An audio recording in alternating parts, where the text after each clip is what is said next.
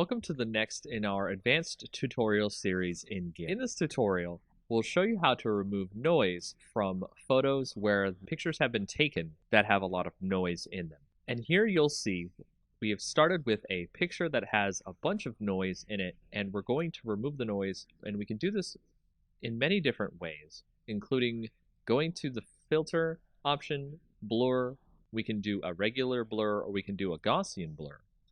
And a lot of people like to use these blurs to get rid of the noise in the image. However, there is a better tool to get rid of the noise in images.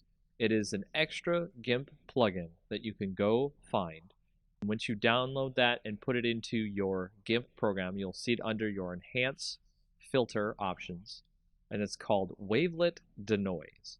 And Wavelet Denoise will allow you to bring up this dialog box that produces a better algorithm to remove the noise from your images. And when you go into it, you can see a preview of the image and the noise that will get reduced.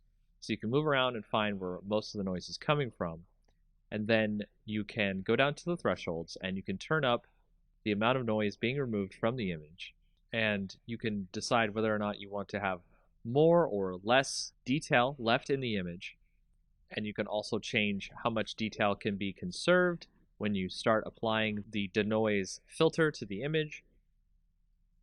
And then you hit OK, and you can see that it has reduced a lot of the noise in the image, and you can tweak this as you like. And there are many other different ways you can do this, but this is probably one of the best ways to remove noise from an image to make it look a little bit better to your clients or to any projects you might have in the future. And that is a quick way of how to remove extra kinds of film grain or noise in your images in GIMP.